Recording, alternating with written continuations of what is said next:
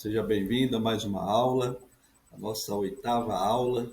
Vamos falar hoje sobre a parte 3 de direito condominial, a última parte. Vamos falar especificamente sobre a instituição do condomínio edilício, que ele está pautado no artigo 200, no Código Civil de 2002, né? Um código, ele veio normatizar aqui uma questão da lei antiga, né, que de 1964. Então, nós vamos verificar aqui hoje sobre o Instituto Condomínio na sua forma de instituição. Então, nós temos aqui alguns itens. O ato de instituição do condomínio edilício pode ocorrer entre vivos ou por meio de testamento, pós-morte, e sempre deve ser registrado no cartório de registro de imóvel da sua localidade, ou seja, da sua comarca, da sua cidade. Isso está pautado também no artigo 1332 do Código Civil. Né? Esse ato contém alguns deveres. Né?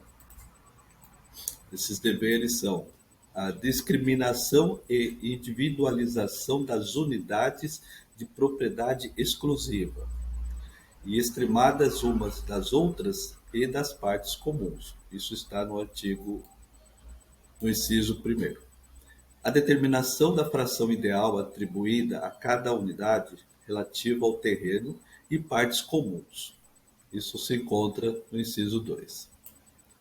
A fim de que as unidades se destinam, isso está no inciso 3, ou seja, o final primordial do ato da instituição é discriminar e individualizar as unidades.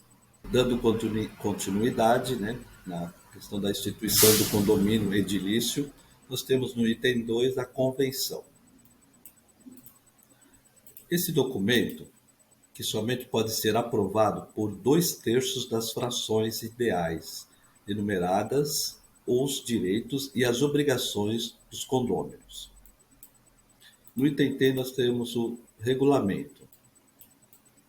O regulamento, também conhecido como regime interno, é o documento que irá completar a convenção, com o intuito de tratar de particularidades do condomínio.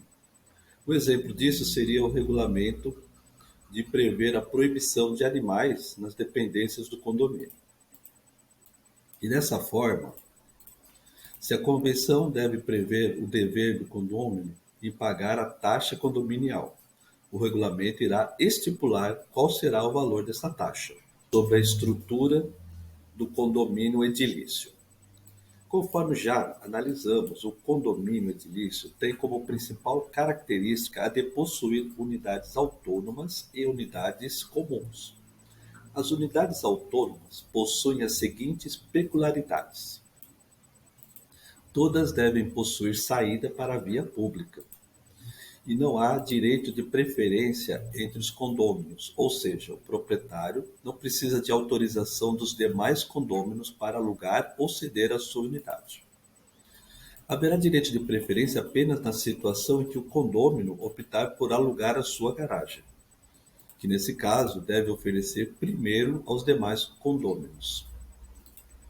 As unidades comuns, por sua vez, especificam-se sobretudo pelo direito de cada condômino que tem de usá-las, desde que não provoque danos incômodos aos demais consortes. Iremos ver agora a quinta forma, ou formalidade. De acordo com o artigo 1336 do Código Civil, quais são as principais obrigações dos condôminos? Vamos lá. Contribuir para as despesas do condomínio, isso está no inciso 1, sob pena de multa, que está no parágrafo 1º.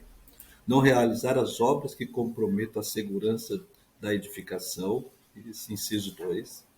E para alterar a forma e cor da fachada, das partes e das esquadrias externas. Isso também está no mesmo artigo 1336, inciso 3.